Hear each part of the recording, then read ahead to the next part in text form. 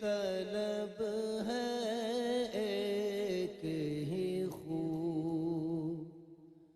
لا الہ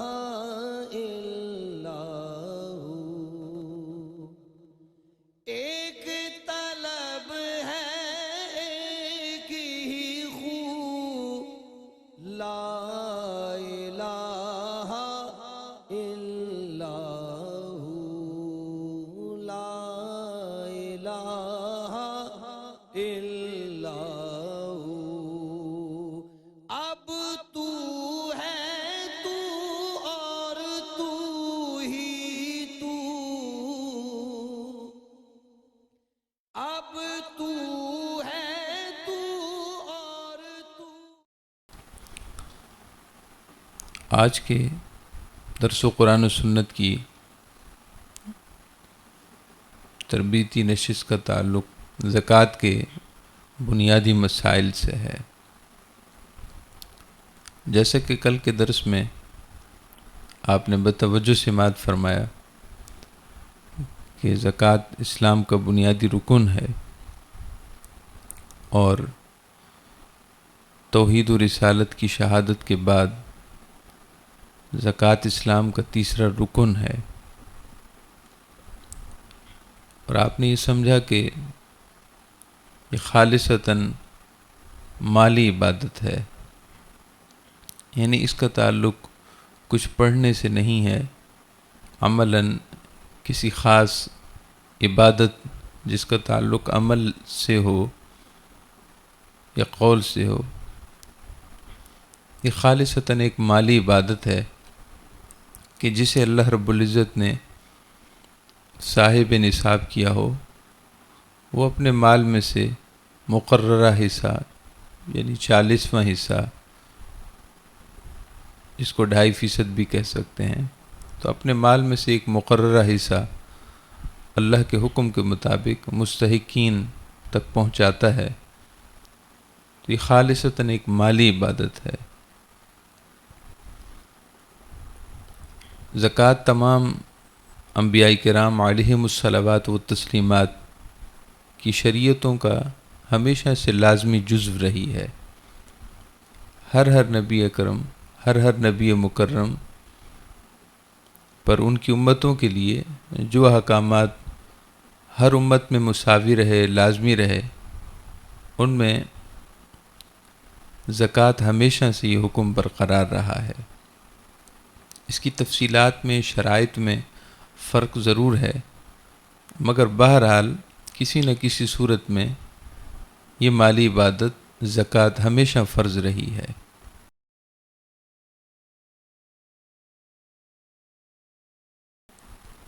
محترم معزز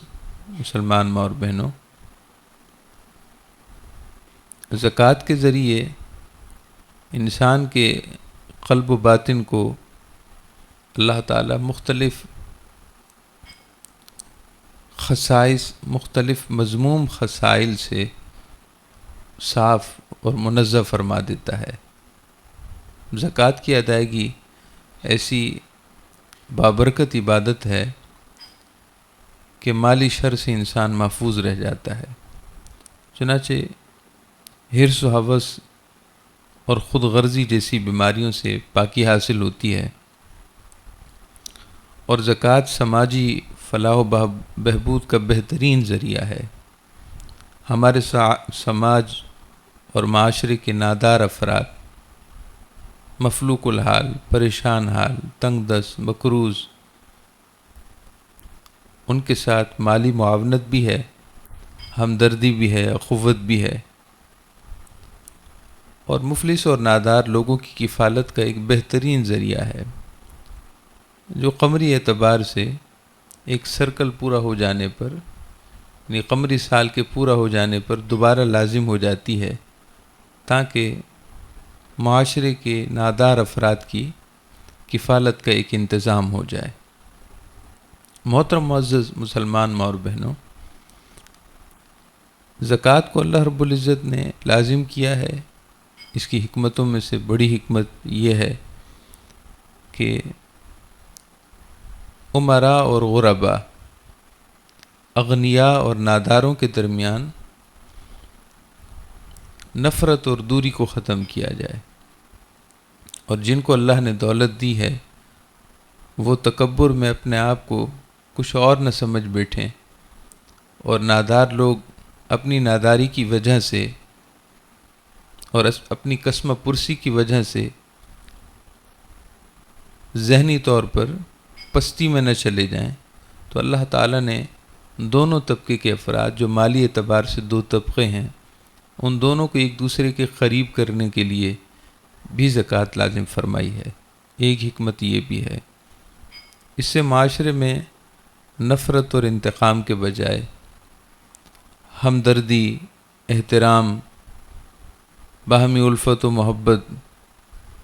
اور ایک دوسرے کے ساتھ احساس خیر خواہی کے جذبات، مقدس جذبات پروان چڑھتے ہیں۔ اگر ہمارے معاشرے کے مالدار افراد جو صاحب نصاب ہیں اپنا خالصتاً دینی فریضہ سمجھتے ہوئے اور اللہ تعالیٰ کا حکم سمجھتے ہوئے اور غریبوں کے ساتھ ہمدردی اور محبت کا درد رکھتے ہوئے اپنے اموال کی زکوٰۃ نکالیں اور اسے صحیح معنی میں مستحقین تک پہنچائیں، تو نہ صرف یہ کہ دولت میں اور مال میں مساوات ہوگی، بلکہ غربت و افلاس کا خاتمہ ہوگا۔ بلکہ حقیقت یہ ہے کہ اس کے نتیجے میں لا علم اور جہالت میں ڈوبے ہوئے لوگوں میں جو جرائم بڑھ رہے ہیں، لوٹ مار کے، چوری چکاری کے، ایک دوسرے کی مالی حق تلفی کے، ان میں بھی کافی کمی آ جائے گی۔ اس قسم کے کرائمز میں بھی اچھا خاصا کمی کا ریشو ہوگا۔ تو بہرحال یہ زکوٰۃ کی میں نے مختصر آپ کو حکمتیں عرض کر دی ہیں کہ زکوٰۃ اللہ رب العزت نے لازم کیوں کی ہے۔ اس میں ہر دو طبقے صاحب نصاب مالداروں کے لیے بھی فائدے ہیں، روحانی بھی، دنیاوی بھی، جس کو ہم لاجیکلی منطقی اعتبار سے سمجھ سکتے ہیں، اور روحانی فائدہ اور دینی اعتبار سے تو فائدہ ہی فائدہ ہے۔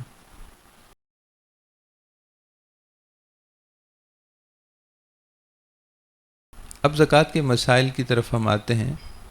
اور زکوٰۃ کا مفہوم سمجھتے ہیں۔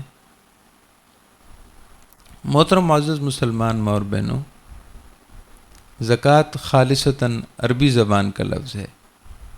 یہی وجہ ہے کہ قرآن پاک میں بھی مذکور ہوا ہے تو وہاں زکوٰۃ کے لفظ ہی ارشاد ہوئے ہیں۔ تو زکوٰۃ جو ہمارے اردو محاورے میں استعمال ہوتا ہے، یہ عربی زبان ہی سے ماخوذ ہے اور عربی زبان کا لفظ ہے۔ اس کے معنی میں بھی اگر غور کیا جائے تو ہمیں اندازہ ہوگا کہ اس کی افادیت کیا ہے، فائدہ کیا ہے۔ خود اس لفظ کا جو معنی ہے، معنی میں بھی فائدہ نظر آتا ہے۔ چنانچہ ہماری لغت عربی زبان کی لغت کی کتابوں میں لکھا ہے کہ زکوٰۃ عام طور پر 3 معنوں میں استعمال ہوتی ہے۔ زکوٰۃ کا لفظ عربی زبان میں 3 معنی میں استعمال ہوتا ہے، اور معنی بہت سے ہیں، مگر مرکزی، بنیادی اور کلیدی لفظ زکوٰۃ کے 3 معنی ہیں۔ نمبر 1 پاکیزہ ہونا، صاف ہونا۔ نمبر 2 اضافہ ہونا، زیادہ ہونا۔ اور نمبر 3 برکت۔ یہ 3 معنی زکوٰۃ کے عربی زبان میں استعمال ہوتے ہیں۔ ایک ہے پاکیزہ ہونا اور صاف ہونا، دوسرا اضافہ ہونا، کثیر ہونا، کثرت ہونا، زیادہ ہونا، اور تیسرا معنی ہے برکت ہونا، خیر ہونا، اللہ کی رضا کا ہونا۔ ظاہر ہے زکوٰۃ کی ادائیگی سے دل میں جو دولت کی ہوس ہوتی ہے اس میں کمی آ جاتی ہے، اور قلبی بیماریاں یعنی دولت کی ہوس، دولت کی حرص اور مال کی محبت کی وجہ سے بخل ہونا، اور مال کی وجہ سے تکبر آ جانا، مال کی وجہ سے سرکش ہو جانا، مال کی وجہ سے فسق و فجور کا عام ہونا، مال کی وجہ سے دوسروں سے اپنے آپ کو برتر سمجھنا، یہ وہ بری صفات ہیں اور بری عادتیں ہیں جو مال کی وجہ سے پیدا ہو رہی ہیں۔ تو زکوٰۃ کو پاکیزہ ہونے کے معنی کی حیثیت سے یہ عمل دخل ہے اور اس کی یہ تاثیر ہے کہ زکوٰۃ کی ادائیگی سے دل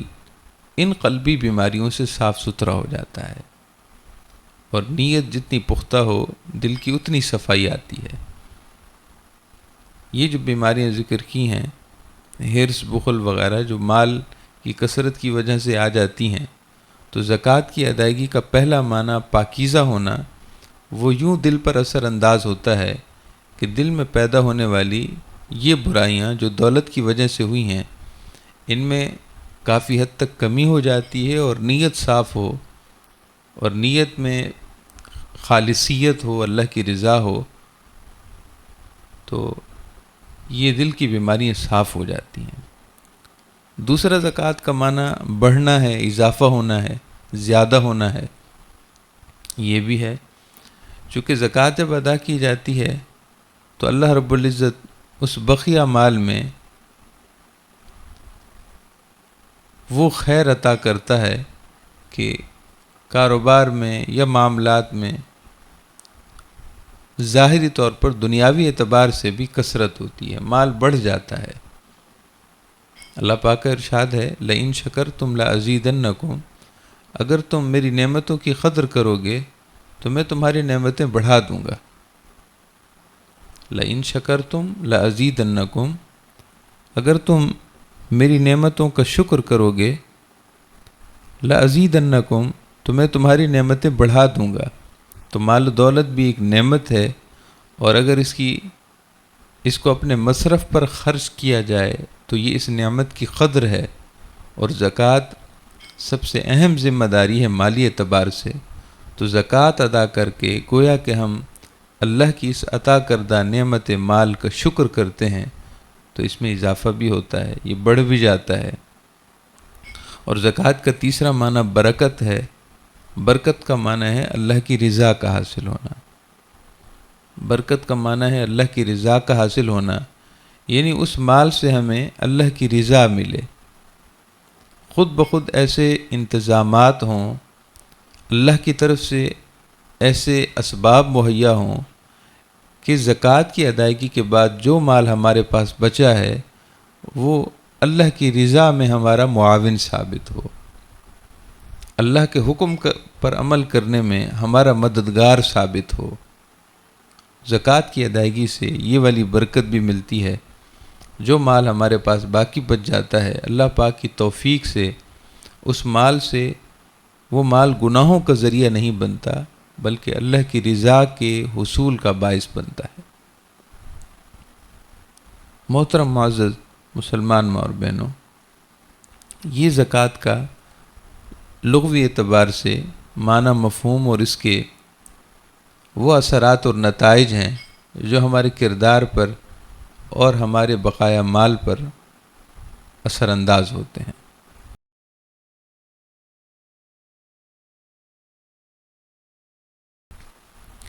اب سب سے اہم سوال اور سب سے اہم معاملہ یہ ہے کہ زکوٰۃ کس پر فرض ہے، زکوٰۃ کس پر لازم ہے؟ ظاہر ہے ہر ایک پر لازم نہیں ہے۔ جملہ عبادات، شہادتین کے علاوہ جملہ عبادات اور جملہ ارکان اسلام وہ خاص شرائط کے ساتھ ہی لاگو ہوتے ہیں۔ ایمان لانا تو ہر ایک پر فرض ہے، مگر عملی اعتبار سے ہر ایک پر لازم نہیں، اس کے لیے کچھ شرائط ہیں۔ جیسے کہ نماز کے لیے شرائط ہیں، نماز بچے پر لازم نہیں ہے، نابالغ بچے پر۔ ایسے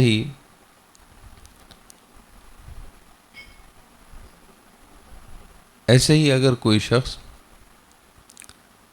ماہ رمضان کے روزے نہ رکھ سکے،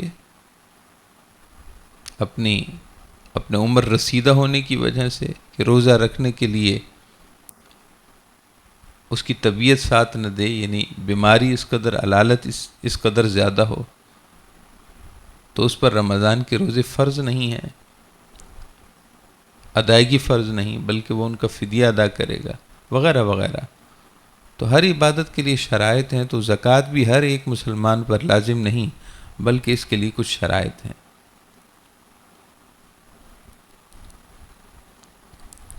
وہ شرائط مکمل طور پر اگر کسی میں موجود نہ ہوں تو اس پر زکوٰۃ لازم نہیں ہوگی، البتہ وہ نفلی صدقہ و خیرات کرے تو کر سکتا ہے۔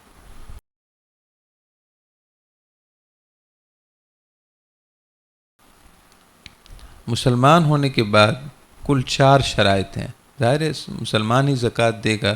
اور زکوٰۃ کا حکم بھی مسلمانوں کے لیے ہے۔ تو مسلمان ہونے کے بعد کل 4 شرطیں ہیں۔ سب سے پہلی شرط یہ ہے کہ عقل سلامت ہو۔ وہ انسان، وہ مسلمان،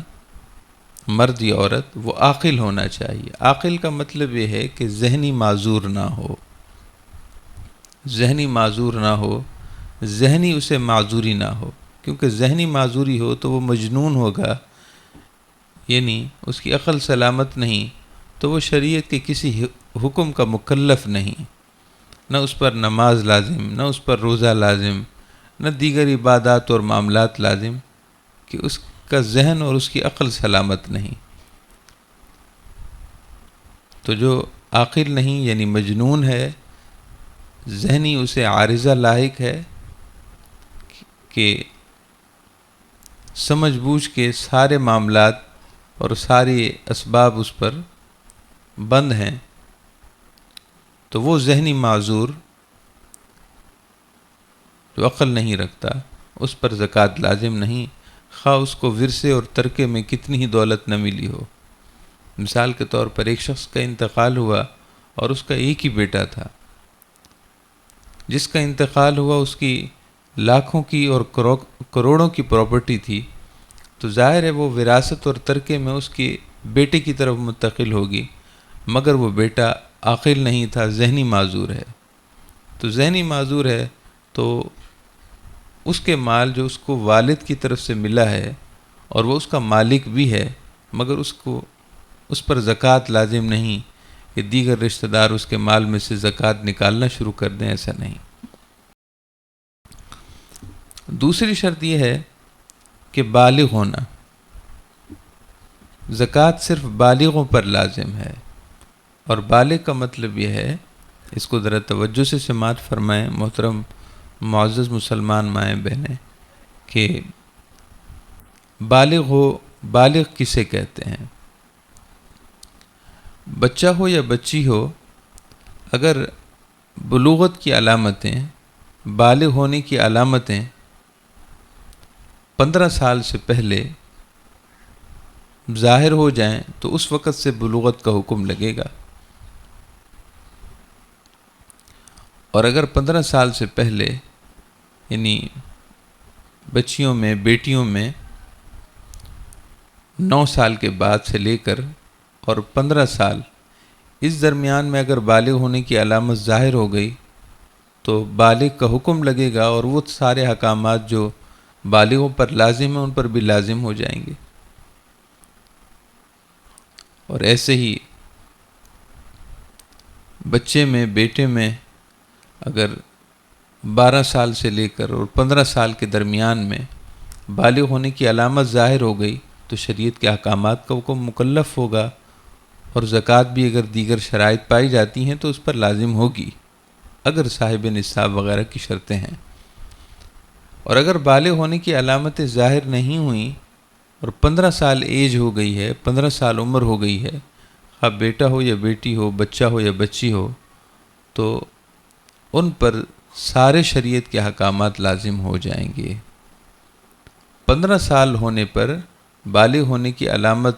کا انتظار نہیں کیا جاتا، 15 سال ہونے پر نماز فرض ہو جاتی ہے،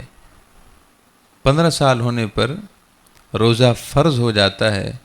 15 سال ہونے پر شریعت کے دیگر احکامات بھی فرض ہو جاتے ہیں، خواہ بالغ ہونے کی علامت ظاہر ہو یا نہ ہو۔ تو زکوٰۃ کے آپ شرائط کے ضمن میں سمجھ رہے ہیں کہ بالغ ہونا کسے کہتے ہیں۔ تو دوسری شرط یہ ہے کہ بالغ ہونا. لہذا ہماری نابالغ اولادیں، ہمارے نابالغ بچے اور بچیاں جن کی مالیت میں، جن کے پاس جتنا بھی پیسہ جمع ہو جائے یا ان کو جتنے بھی گفٹ ملیں، ہدایہ ملیں، ان کو کسی نے سونا دیا ہو. بعض دفعہ بچیاں چھوٹی ہوتی ہیں اور ماں باپ ان کو سونا گفٹ کر دیتے ہیں. ایک ہے پہنانے کے لیے پہنا دینا، پہنانا علیحدہ چیز ہے اور مالک بنا دینا علیحدہ چیز ہے. تو جن بیٹیوں کو نابالغ ہونے سے، بالغ ہونے سے پہلے اگر ان کے پاس سونا ہے، چاندی ہے، یا ان کے پاس پیسے جمع ہو گئے ہیں تو اس پر کوئی زکوٰۃ نہیں ہے، کیونکہ زکوٰۃ کی شرط بالغ ہونا ہے. ایسے ہی بعض دفعہ بچوں کو عیدی ملتی ہے یا جیب خرچی ملتی ہے، اور خاص طور پر وہ امراء گھرانے کے ہوں تو ان کے پاس بھی اچھے خاصے پیسے جمع ہو جاتے ہیں کہ جس پر وہ اگر بالغ نہ ہوتے تو صاحب نصاب ہو جاتے، زکوٰۃ لازم ہو جاتی. صاحب نصاب ہونے کے باوجود ان پر زکوٰۃ لازم نہیں ہے، اس لیے کہ وہ بالغ نہیں. تو اس بات کو آپ اچھی طرح سمجھ لیجئے کہ اگر ہمارے بچوں یا بچیوں جو کہ بالغ نہیں ہوئے، یعنی 15 سال کی عمر کو نہیں پہنچے یا اس سے پہلے بالغ ہونے کی علامتیں بھی ظاہر نہیں ہوئیں، تو ان کے پاس جتنا بھی مال ہو، صاحب نصاب ہونے کے باوجود ان پر زکوٰۃ لازم نہیں ہوتی. چوتھی شرط یہ ہے کہ سال کا گزرنا. چوتھی شرط یہ ہے کہ مال پر سال کا گزرنا. اب سال کا گزرنا کیا ہوتا ہے، اس کو بھی ہم ایک مثال سے سمجھتے ہیں. بالکل آسان سی اور سادہ سی مثال میں آپ کی خدمت میں پیش کرتا ہوں کہ سال کے گزرنے کا کیا مطلب ہوتا ہے. مثال کے طور پر ماں باپ نے اپنی بیٹی کا نکاح کیا، اس کو نئے گھر منتقل کیا، تو جب تک اپنی بچی کو رخصت نہ کیا، جب تک بچی کا نکاح نہیں ہوا اور وہ نئے گھر کا حصہ نہ بنی، اس کے پاس کچھ بھی نہیں تھا. جیسے کہ عام طور پر ہمارے معتدل گھرانوں میں اور ہمارے مڈل کلاس، درمیانے کلاس طبقے میں ہوتا ہے کہ ماں کے پاس سونا ہوتا ہے، بعض دفعہ صاحب نصاب بھی ہوتی ہے، باپ کے پاس مال تجارت اور نقدی رقم اتنی ہوتی ہے کہ باپ پر زکوٰۃ لازم ہوتی ہے، مگر ان کے بچوں پر، بیٹیوں پر زکوٰۃ لازم نہیں ہوتی بالغ ہونے کے باوجود، اس لیے کہ ان کے پاس اتنا کچھ ہوتا ہی نہیں. لیکن ماں باپ جب اپنی بیٹی کو نئے گھر رخصت کرتے ہیں تو اپنی بچی کو زیورات دیتے ہیں، اس کو سونا دیتے ہیں، زیورات دیتے ہیں، اور اس وقت اس کو اتنے زیورات، اتنا سونا ماں باپ کی طرف سے یا دیگر مختلف اسباب سے مہیا ہو جاتا ہے کہ اب وہ بچی، اب وہ بہن، اب وہ بیٹی صاحب نصاب بن جاتی ہے. یعنی اس کے پاس 7.5 تولے سونا یہ اس کے اوپر ہو جاتا ہے، یا اس کو اتنے رقوم، نقدی رقم، اتنے تحفے ملتے ہیں نقدی رقم کی صورت میں کہ جو اس سونے سے ملا کر نصاب کو پہنچ جاتے ہیں. تو جس تاریخ کو اس بہن یا بیٹی کو اتنا مال ملا یا اتنا سونا اس کو دیا گیا، وہ اس تاریخ میں صاحب نصاب ہو گئی. فرض کیجئے کہ وہ ربیع الاول کی 12 تاریخ تھی جب اس بہن یا بیٹی کو اتنا کچھ دے کر رخصت کیا گیا، تو وہ ربیع الاول کی 12 تاریخ کو صاحب نصاب تو ہو گئی، مگر اس پر زکوٰۃ لازم نہیں ہوئی، اس لیے کہ سال ایک مکمل گزرے گا اور اس کے بعد اس پر زکوٰۃ لازم ہوگی. تو ہماری اس بہن بیٹی پر اس تاریخ 12 ربیع الاول کو اس سال زکوٰۃ لازم نہیں، بلکہ اگلا سال جب آئے گا اور پھر ربیع الاول شریف کی 12 تاریخ ہوگی تو وہ بہن یا بیٹی حساب کرے گی کہ اس وقت میرے پاس کیا کچھ ہے، اس وقت میرے پاس کیا کچھ ہے، سونے کی صورت میں، چاندی کی صورت میں، نقد رقم کی صورت میں، جو اس وقت اویلیبل اور مہیا ہو، اس کل ملا کر اس میں سے 40واں حصہ حساب کیا جائے، اور 40ویں حصے کی جو مالیت بنے وہ زکوٰۃ کہلائے گی اور اسے وہ دینی ہوگی۔ یہ ہولان ہول جس کو ہم سال کا گزرنا کہتے ہیں یہ ہے کہ صاحب نصاب کسے کہتے ہیں۔ دیکھیے نصاب 3 طرح کے ہیں، اور ان 3 نصابوں میں کسی بھی نصاب میں اگر کوئی صاحب نصاب ہوتا ہو تو زکوٰۃ لازم ہو جاتی ہے۔ نصاب 3 ہیں۔ اب بار بار نصاب کا لفظ سن رہے ہیں تو آپ کو اس سے تشویش ہوگی کہ نصاب کیا ہوتا ہے، تو ابھی آپ مسائل سمجھیں گے تو آپ کو اندازہ ہو جائے گا کہ نصاب کیا ہے۔ نصاب دراصل مالیت کی ایک خاص فگر کو کہتے ہیں۔ مالیت کی ایک خاص فگر کو کہتے ہیں کہ جب مال اتنا جاتا ہے اور اس حد تک جاتا ہے، اس حد تک اور اس فگر تک پہنچتا ہے، تو اس حساب سے وہ صاحب نصاب ہوتا ہے۔ تو نصاب 3 ہیں۔ ایک ہے سونے کا نصاب، دوسرا ہے چاندی کا نصاب، اور تیسرا ہے مال تجارت یا نقد رقم کا حساب، کرنسی کا نصاب۔ نمبر 1 سونا، نمبر 2 چاندی، اور نمبر 3 مال تجارت یا نقد رقم۔ سونے کا نصاب 7.5 تولے ہے۔ اگر کسی کے پاس صرف سونا ہو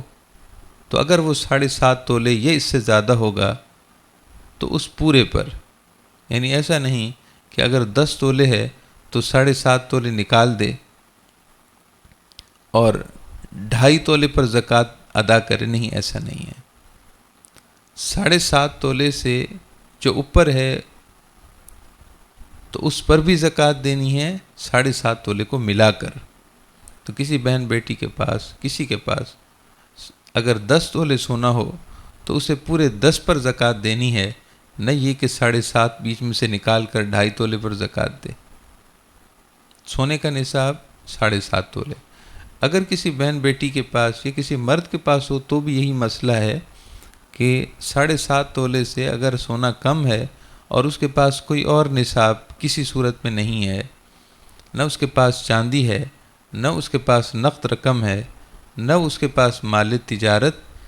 یعنی بیچنے کی نیت سے خریدا ہوا مال ہے،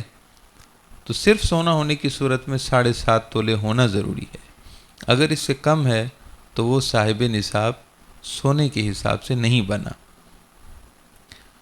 دوسرا چاندی کا نصاب ہے۔ اب چاندی کا دور ختم ہو گیا ہے، مگر چاندی کی کیلکولیشن اس لیے یاد رکھنا ضروری ہے کہ مال تجارت میں، نقد رقوم میں، کیش میں وہ چاندی کا نصاب ہی دیکھا جاتا ہے، کیونکہ چاندی کا نصاب جلدی بنتا ہے، اور چاندی کا نصاب ہے 52.5 تولے چاندی یا اس کی مالیت، 52.5 تولے چاندی یا اس کی مارکیٹ ویلیو۔ اور 52.5 تولے چاندی کسی کے پاس یہ مہیا ہو، جو اس وقت ممکن نہیں کہ چاندی کا دور ہی نہیں ہے، لوگ چاندی کے زیورات ہی نہیں بناتے، تو چاندی نہ ہو تو 52.5 تولے چاندی کی موجودہ مارکیٹ ویلیو یعنی بازار کی اس کی موجودہ قیمت، اور میں نے آج ہی حساب کیا ہے کہ 52.5 تولے چاندی کی اس وقت کی بازار کی قیمت کیا ہے، تو وہ 1,32,000 اور تقریباً 400 روپے ہے۔ 1,32,000 تقریباً 400 روپے، یعنی آپ 1,32,000 ذہن میں سمجھیں۔ اب چاندی نہیں ہے تو تیسرا نصاب ہمارے پاس ہے مال تجارت اور نقد رقم کا، پیسوں کا۔ تو اگر کسی کے پاس، مرد یا عورت کے پاس سونا نہیں، چاندی بھی نہیں، مگر نقد رقم یا مال تجارت کی صورت میں اس کے پاس 1,32,000 تقریباً 500 روپے اگر اس کے پاس ہیں یا اس سے زیادہ ہیں، تو وہ صاحب نصاب ہو جاتا ہے۔ تو نصاب ہونا یہ 3 چیزوں کا نصاب ہوتا ہے۔ ایک سونے کا نصاب جو 7.5 تولے ہے، ایک چاندی کا نصاب جو 52.5 تولے ہے، اور مال تجارت اب آپ کام کاروبار تو نہیں کرتے، لیکن جو لوگ کام کاروبار کرتے ہیں یعنی چیز خریدتے ہیں اور آگے بیچتے ہیں، تو جو چیز خریدا ہے، جو چیز خریدی ہے آگے فروخت کرنے کی نیت سے، وہ مال تجارت کہلاتا ہے۔ وہ کپڑا ہو، وہ برتن ہو، وہ کچھ بھی ہو سکتا ہے، وہ راشن ہو، وہ کھانے پینے کی چیزیں ہوں، وہ استعمال کی چیزیں ہوں، وہ کتابیں ہوں، کچھ بھی ہو جو خریدنے کی نیت سے، بیچنے کی نیت سے خریدا گیا، وہ مال تجارت ہے۔ یا پھر پیسے رکھے ہوں تو وہ بھی مال تجارت میں آتے ہیں۔ تو بہرحال اس کا نصاب اب وہ بنایا جاتا ہے جس میں ناداروں کا فائدہ ہو۔ تو ہماری فقہ حنفی میں، ہماری فقہ میں یہ ہے کہ چونکہ چاندی کا نصاب جلدی بنتا ہے اور 7.5 تولے سونے کا نصاب یعنی اس کی مارکیٹ ویلیو تو بہت بڑی اماؤنٹ ہو جائے گی، ایسے تو کوئی بھی صاحب نصاب نہ بنے۔ تو ناداروں کے فائدے کے لیے شریعت، ہماری فقہ، وہ چاندی کا نصاب دیکھتی ہے، اور چاندی کا نصاب ابھی میں نے آپ کو آج کے حساب سے بتایا ہے کہ وہ تقریباً 1,32,000 اور 500 روپے تقریباً ہے۔ تو اگر کسی کے پاس اتنے پیسے موجود ہیں یا اس کے پاس اتنی مالیت کا مال تجارت ہے تو اس کا بھی نصاب بن گیا۔ تو اتنا یا اس سے زیادہ ہو تو اسے اس پر 40ویں حصے کے حساب سے زکوٰۃ دینی ہے۔ تو محترم معزز مسلمان ماں اور بہنوں، یہ 3 نصاب ہیں، اور ان 3 نصابوں کے بعد ایک چوتھی چیز یہ ہے کہ اگر کسی کے پاس سونا نصاب سے کم ہے، چاندی ہے مگر نصاب سے کم ہے، اس کے پاس مال تجارت یا نقد رقم ہے مگر نصاب سے کم ہے، لیکن یہ ساری چیزیں ہیں اس کے پاس، تو ان سب کو جمع کر کے پھر چاندی والا نصاب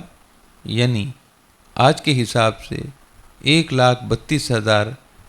اور 400 روپے اگر اس کے پاس یا اس سے زیادہ کل ملا کے بن جاتے ہیں، یہ اس سے زیادہ ہو جاتے ہیں، تو اسے بھی زکوٰۃ دینی ہوگی۔ یہ چوتھی چیز بڑی خاص توجہ طلب ہے کہ 3 حساب سے نصاب نہ بنا، مگر ان 3 نصابوں کا کچھ ملا کر جب ہم نے جمع کیا تو چاندی کا نصاب 1 لاکھ آج کے حساب سے 1,32,000 اس کے پاس، یہ اس سے زیادہ اگر کل ملا کے بن جاتے ہیں تو بھی زکوٰۃ لازم ہو جائے گی۔ اسی وجہ سے ہم کہتے ہیں کہ جن بہنوں کے پاس سونا ہے مگر 7.5 تولے پورا نہیں، تو ان پر زکوٰۃ اس وقت لازم نہیں ہوتی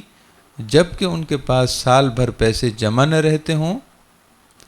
جب کہ وہ مال تجارت یعنی کام کاروبار، کیونکہ اب گھر میں بھی خواتین کام کاروبار کرنے لگی ہیں، چیزیں خرید کر آگے بیچنے لگی ہیں، تو وہ جو چیزیں خرید کر بیچنے لگی ہیں تو وہ بھی مال تجارت ہے۔ تو جس بہن بیٹی کے پاس سونا 7.5 تولے سے کم ہے، اس پر اس وقت زکوٰۃ لازم نہیں اس سونے کی جب کہ سال بھر ان کے پاس پیسے جمع نہ رہتے ہوں، جب کہ ان کا اور مال تجارت نہ ہو، جب کہ ان کے پاس کیش اور نقد رقم سال میں پورا سال نہ رہتی ہو، تو زکوٰۃ لازم نہیں۔ لیکن اگر ان کے پاس سال بھر پیسے جمع رہتے ہیں یا ان کا اپنا ذاتی پیسہ، ایک گھر کے خرچ کا پیسہ ہوتا ہے جو شوہر بیوی کو دیتا ہے کہ گھر کا خرچ چلانا ہے، وہ تو شوہر کا پیسہ ہے، وہ تو شوہر کا مال کہلائے گا اور اس کے نصاب ہونے میں دیکھا جائے گا۔ شوہر اپنی بیوی کو پاکٹ منی یعنی جیب خرچی دیتا ہے اور بیوی وہ جمع کر کے رکھتی ہے، یا دیگر رشتہ داروں کی طرف سے اسے پیسے ملتے ہیں جو وہ جمع کر کے رکھتی ہے۔ اب جمع کر کے رکھنے کا مطلب اپنے پاس بھی ہے، جمع کیے اور بینک میں رکھ دیے تو بھی اسی کے ہیں، جمع کیے اور کسی کو بطور قرض دے دیا تو بھی اسی کے ہیں، جمع کیے اور کسی کے پاس امانت رکھوائے تو بھی اسی کے ہیں۔ اگر سونا نصاب سے کم ہے مگر ساتھ میں پیسے ہیں اور دونوں کی مالیت ملا کے آج کی مارکیٹ ویلیو کے حساب سے 1,32,400 روپے یہ اس سے زیادہ بن گئے، تو سال پورا ہونے پر اس کو بھی اپنے مال کی زکوٰۃ دینی ہو۔ آپ یہ سمجھ لیں کہ زکوٰۃ ایسا نہیں ہے کہ ایک گھر میں جتنے پیسے ہوں کوئی کسی کے اور کوئی کسی کے، یا ایک گھر میں دو بہنیں ہوں اور ایک کے پاس بھی سونا ہے دوسرے کے پاس بھی سونا ہے تو سب کو جمع کر کے زکوٰۃ لازم ہو جائے گی، ایسا نہیں ہے، بلکہ انفرادی طور پر علیحدہ علیحدہ ہر شخص کی شخصی طور پر اس کی مالیت کو دیکھا جاتا ہے، شخصی طور پر ہر ایک کی مالیت کو علیحدہ دیکھا جاتا ہے اور اس پر صاحب نصاب ہونے کو جانچا جاتا ہے، پرکھا جاتا ہے۔ میں آپ کو آسان لفظوں میں سمجھاتا ہوں، انشاءاللہ آپ کی سمجھ میں آ جائے گا کہ ایک گھر میں اگر ماں بیٹی رہتی ہیں اور دونوں بالغ بھی ہیں، دونوں عاقل بھی ہیں، اور پھر صاحب نصاب نہیں ہے، دونوں کی علیحدہ علیحدہ مالیت وہ نصاب کو نہیں پہنچتی۔ فرض کیجئے ماں کے پاس 5 تولے سونا ہے اور ماں نے اپنی بیٹی کو جو سونا دے رکھا ہے وہ 2 تولے ہے، اب سونے کا نصاب جو ہے وہ 7.5 تولے بنتا ہے۔ آپ کے علم میں ہو تو اچھی بات ہے، ورنہ آپ اس بات کو ذہن میں رکھیں کہ سونے پر زکوٰۃ لازم ہوتی ہے، مگر کب؟ جب سونا نصاب کو پہنچے، اور نصاب کیا ہے؟ نصاب ہے 7.5 تولے۔ تو 7.5 تولے اگر کسی عاقل بالغ مسلمان مرد عورت کے پاس آ جائے اور اس پر مکمل 1 سال چاند والا قمری سال گزر جائے، یعنی محرم، صفر، ربیع الاول، اس طرح 1 سال اسلامک کیلنڈر کے حساب سے، قمری کیلنڈر کے حساب سے سال گزر جائے، تو سال گزر جانے کے بعد ان کے پاس جو دیگر اموال ہوں، مال تجارت ہے یا پیسے ہیں، اس کو اس میں جمع کر کے اس پر زکوٰۃ لازم ہوگی، مگر کب؟ جب ایک ہی کی ملکیت میں 7.5 تولے سونا پایا جاتا ہے۔ جبکہ یہاں آپ دیکھ رہے ہیں، غور کریں کہ ماں کے پاس 5 تولے ہے اور بیٹی کے پاس 2 تولے ہے، تو نہ ماں کے حساب ہے، اور اگر بیٹی کے پاس بھی 5 تولے ہوتا تو آپ جمع نہیں کریں گے اس کو کہ 5 اور 5 10 ہو گئے، اب نصاب ہو گیا۔ شخصی طور پر ایک ہی کی ملکیت میں نصاب نہیں پایا گیا، ماں کے پاس سونا 5 تولے ہے، 7.5 پورا نہیں ہے، ایسے ہی بیٹی کے پاس بھی 5 تولے ہے، 7.5 نہیں ہے، تو زکوٰۃ کسی پر بھی لازم نہیں ہے۔ تو اس بات کو سمجھنے کے بعد کہ شخصی طور پر ہر ایک کی علیحدہ مالیت کو جانچا اور پرکھا جاتا ہے، نہ یہ کہ ایک گھر میں رہنے والے سارے افراد کی ملکیت کی چیزوں کو جمع کر کے نصاب بنا دیا جاتا ہے، ایسا نہیں ہے، نصاب ہر ایک کا علیحدہ علیحدہ ہے۔ یہی وجہ ہے کہ ہم کہتے ہیں کہ بعض دفعہ بیوی پر زکوٰۃ لازم ہو جاتی ہے مگر اس کے شوہر پر لازم نہیں ہوتی، بیوی پر زکوٰۃ لازم ہو جاتی ہے، شوہر پر نہیں۔ اس کی صورتحال کچھ اس طرح ہے کہ شوہر مقروض ہے اور اس نے اتنا قرضہ دینا ہے کہ اس کے پاس کچھ بچتا نہیں، یہ وہ منفی میں چلا جاتا ہے، بچتا کچھ نہیں۔ اس کی مثال ایسے ہے کہ شوہر کے پاس 3 لاکھ روپے موجود ہیں، کسی شخص کے پاس، کسی مرد کے پاس 3 لاکھ روپے جمع ہیں، موجود ہیں، پیسے ہیں، مگر اس نے دوسروں کا قرضہ ہی 3 لاکھ دینا ہے، تو اب آپ دیکھیے کہ 3 لاکھ قرضہ اس کی موجودہ رقم 3 لاکھ کو ختم کر دیتا ہے، تو قرض کی رقم کے حساب سے اس کے پاس کچھ بچا ہی نہیں۔ اور انسان منفی میں چلا جائے، اس کی مثال یہ ہے کہ کسی شخص کے پاس 3 لاکھ روپے جمع تو ہیں مگر اس نے جو قرضہ دینا ہے وہ 5 لاکھ ہے۔ اب آپ دیکھیے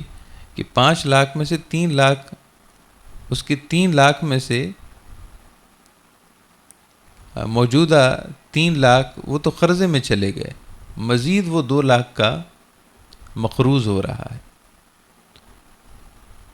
جبکہ بیوی کے پاس سونا موجود ہے اور وہ 7.5 تولے ہی اس سے اوپر ہے، تو ایسی صورت میں شوہر پر تو زکوٰۃ لازم نہیں مگر اس کی بیوی پر زکوٰۃ لازم ہے، اس لیے کہ ہم شخصی طور پر ہر ایک کی مالیت علیحدہ دیکھتے ہیں۔ سو وہ جو قرضہ ہے،